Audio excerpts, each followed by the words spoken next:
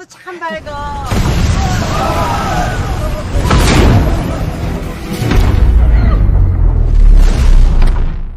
Hello guys, ketemu lagi di channel saya Fast Movie. Apa kabar kalian semua? Semoga sehat selalu ya. Balik lagi nih, dengan saya si tukang dongeng film. Di kesempatan kali ini saya akan menceritakan film Korea yang berjudul Sinkhole.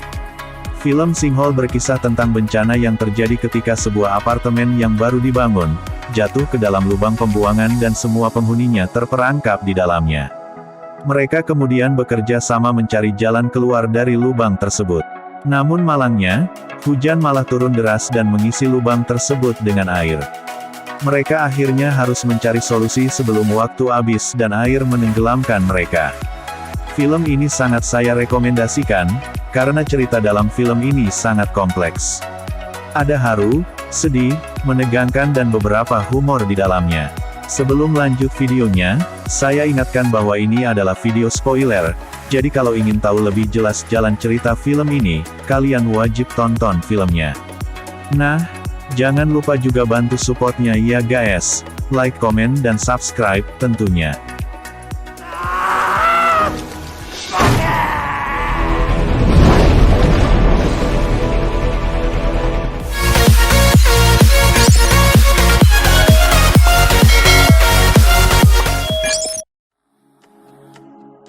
Film Sinkhole diperankan oleh Ka Seung-won sebagai Jung Men-soo, Kim Sung-kyun sebagai Park Dong-won, Lee Kwang-soo sebagai Kim Seung-hyun, dan Kim Hye-jun sebagai Eun-jo. Di awal film, terlihat sebuah jalan tol menuju kota Seoul di Korea Selatan. Mobil putih yang berjalan di jalan tol tadi sampai di tempat tujuannya.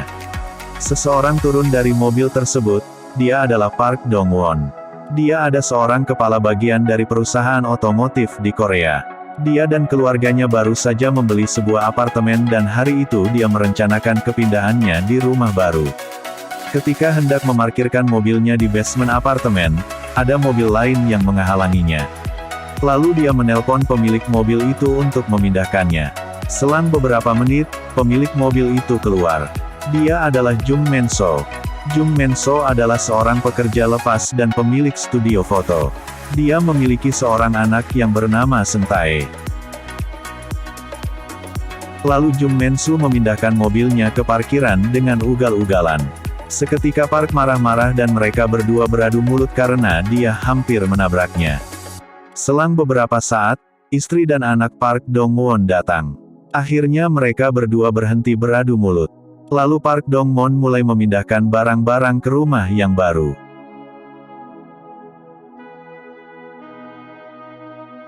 Setelah selesai mereka berkumpul dan menikmati suasana rumah baru mereka. Park Dong-won memiliki keluarga yang harmonis. Terlihat dia sangat menyayangi istri dan anaknya. Keesokan harinya, Park Dong-won dan istrinya berkumpul dan sedang sarapan pagi. Anaknya juga sedang bermain kelereng. Ada yang agak aneh di sana, tiba-tiba kelereng itu melaju sendiri padahal kondisi lantai rumah itu sangat datar. Park Dong-won pun agak curiga, ada apa dengan rumah mereka yang baru. Singkat cerita dia sudah berangkat ke kantor, terlihat teman dan anak buahnya sedang mengganggu dia. Ternyata mereka sudah tahu bahwa Park Dong-won baru saja membeli sebuah rumah baru. Ia kemudian mengundang teman-teman kerjanya untuk mengunjungi rumah barunya tersebut. Malam hari tiba, terlihat suasana apartemen Park Dong-won yang sedang turun hujan yang lebat. Tiba-tiba sebuah dinding kaca retak, dan alarm mobil pun berbunyi. Seperti ada getaran di sekitar apartemen tersebut dan semua penghuninya tidak menyadari akan hal tersebut karena mereka semua sudah tertidur lelap. Di pagi hari tampak Jung Men-soo yang akan keluar dari apartemen tersebut. Dia melihat dinding kaca yang retak semalam. Lalu seketika kaca tersebut pecah. Park Dong-won dan tetangganya yang melihat hal itu kaget. Mereka beranggapan bahwa kaca tersebut pecah karena ulah Jung Men-soo. Akhirnya mereka pergi dan menyuruh Jung Men-soo untuk membersihkan pecahan kaca tersebut. Park Dong-won yang sedang berjalan keluar apartemen, sempat berhenti karena ada keanehan yang terjadi di sana. Dia menelpon pihak apartemen dan menceritakan bahwa ada retakan jalan di sekeliling apartemen tersebut. Lalu Park Dong-won mengumpulkan semua tetangganya dan mereka berdiskusi terkait retakan jalan tersebut. Bukan menemukan penyebabnya, malahan mereka saling berargumen dan membuat suasana jadi ribut. Scenes berlanjut pada sore hari ketika Park Dong-won kembali ke apartemen, bersama teman-temannya untuk melihat dan memperkenalkan rumahnya yang baru. Lalu istri dan anaknya pun menyambut teman-temannya dengan suasana yang gembira. Akhirnya mereka menghabiskan waktu malam itu dengan mengobrol sambil minum sake sampai mereka mabuk semua. Akhirnya ada dua teman dari Park Dong-won yang pulang, sedangkan dua temannya yang bernama Kim Seung-hyun dan Eun Jo memutuskan untuk menginap di sana, karena sudah terlanjur mabuk berat. Di pagi harinya terlihat istri dan anak Park Dong-won, habis belanja di minimarket dan mereka saling sapa dengan tetangganya. Sedang Park dan Kim masih tidur. Kim akhirnya bangun karena bunyi alarm di handphonenya. Karena sudah kesiangan, Kim Seung-hyun bergegas berangkat ke kantor dengan memesan taksi online. Tapi taksi itu tidak langsung jalan karena supirnya sedang menerima telepon. Terpaksa Kim harus menunggu sebentar. Sedangkan Jung Men-su terlihat ada di atap dari apartemen tersebut. Dia sedang mengecek penampungan air, karena air di apartemennya mati. Dan tiba-tiba bencana itu terjadi.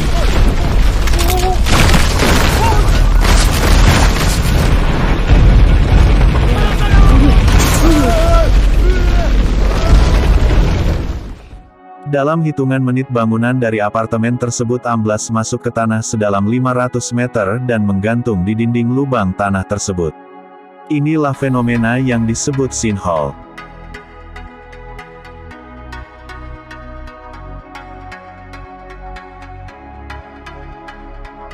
Orang-orang yang berada di sekitar area tersebut mulai panik dan berhamburan, termasuk istri dari Park Dong-won.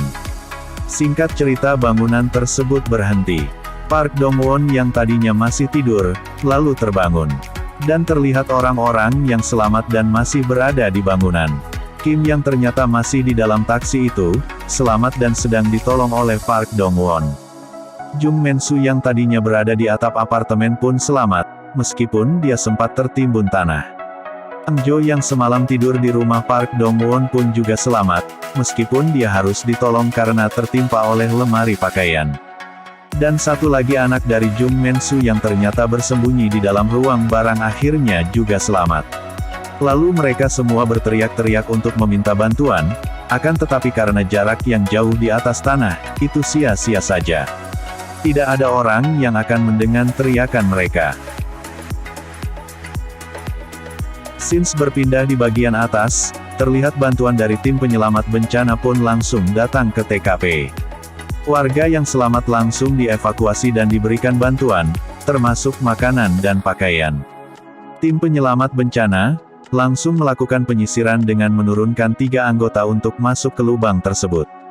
Karena tanah yang masih labil dan rawan terjadi longsor, akhirnya 3 anggota itu kembali ke atas.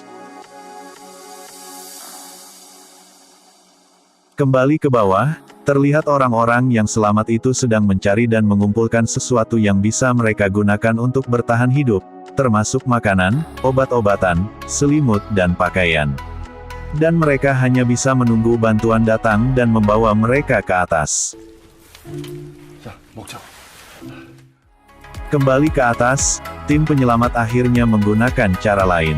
Yaitu mereka menggunakan drone untuk melihat kondisi di bawah dan memastikan ada yang selamat dari kecelakaan tersebut. Selang beberapa menit drone itu terbang dan turun ke bawah, tiba-tiba alat itu mulai kehilangan kendali. Karena jarak dan jangkauan sinyal yang melemah akhirnya drone itu jatuh, tepat di atas bangunan apartemen tersebut.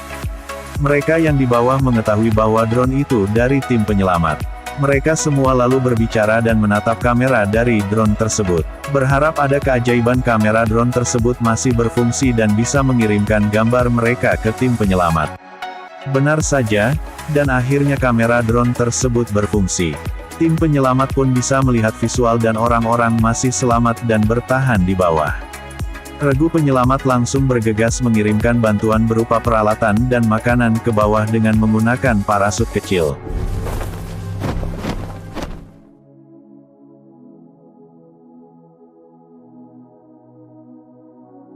Peralatan dan makanan tersebut akhirnya diterima oleh orang-orang yang ada di bawah. Mereka lalu membuka peralatan tersebut. Sebuah telepon dengan jaringan satelit pun akhirnya diterima mereka. Selang beberapa saat telepon tersebut berbunyi, Park Dong-won lalu mengangkat telepon tersebut. Dia menceritakan yang terjadi di bawah dan menyebutkan orang-orang yang masih selamat di bawah. Diketahui dari istrinya, bahwa anak Park Dong-won tidak bersamanya. Melainkan saat kejadian tersebut, anaknya sedang masuk ke dalam apartemen. Mendengar berita itu Park Dong-won kaget, dia mengira bahwa anak dan istrinya selamat. Tetapi kenyataan lain, seketika Park Dong-won dibantu orang-orang yang ada di bawah, langsung bergegas mencari anaknya. Singkat cerita, hujan pun akhirnya turun kembali, membuat kondisi penyelamatan semakin sulit. Tim dan regu penyelamat kembali melakukan cara lain dengan menggunakan krain untuk turun ke bawah. Ketika akan melakukan hal tersebut, tiba-tiba bangunan di atas yang posisinya sudah miring tidak kuat menopang beban. Lalu bangunan itu pun ikut amblas dan masuk ke dalam lubang sinkhole tersebut. Dan itu membuat tim regu penyelamat sempat putus asa. Untungnya bangunan itu masih tertahan di dinding tanah dan belum sampai menimpa mereka yang di bawah. Kembali ke Park Dong-won, dia akhirnya mencari anaknya. Dia terus mencari dan memasuki setiap ruangan sambil berteriak memanggil-manggil anaknya.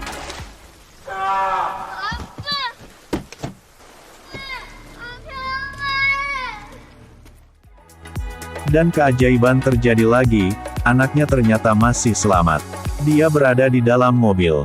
Anaknya yang mendengar suara Park Dong-won memanggil namanya, membalas teriakan tersebut.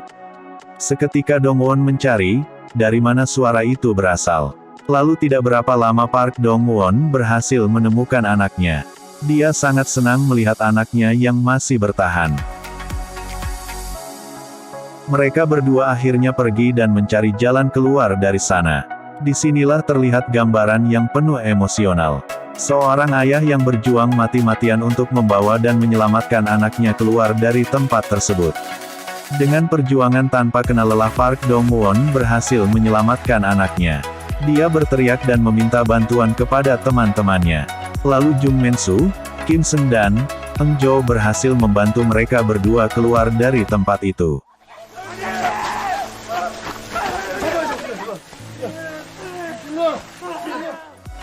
Mereka semua akhirnya berjalan dan kembali ke atas gedung apartemen itu. Melihat kondisi hujan yang tak kunjung reda dan semakin tingginya debit air yang menggenangi mereka semua, lalu mereka mencari cara untuk bisa bertahan.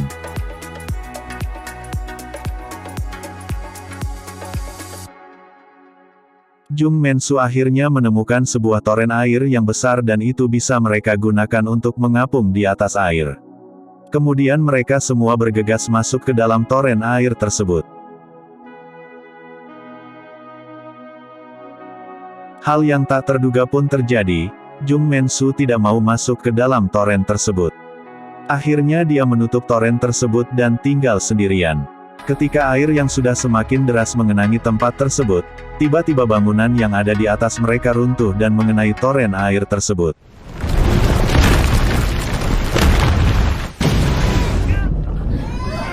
Seketika toren tersebut mengambang dan meluncur ke atas. Naasnya ketika toren tersebut mengambang ke atas, toren tersebut mengenai sebuah pipa besi dan menancap. Mereka yang ada di dalam toren tersebut berusaha mati-matian untuk melepaskan pipa tersebut. Akhirnya yang saya kira Jung Men-soo yang sudah tewas karena tenggelam, muncul kembali dan membantu mereka melepaskan pipa besi tersebut. Dengan usaha yang keras, akhirnya pipa tersebut terlepas. Toren air tersebut kembali meluncur ke atas dengan cepat. Di saat yang bersamaan Jung Men-soo sudah tenggelam dan tidak kuat lagi untuk menyelam, bisa selamat dan ikut terbawa ke atas karena, secara tidak sengaja kakinya terlilit kabel yang terikat di toren air tersebut.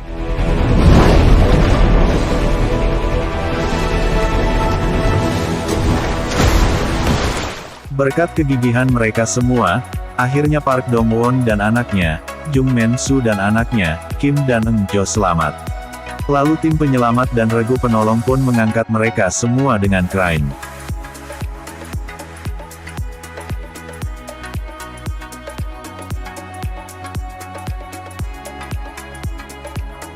Dan film pun berakhir.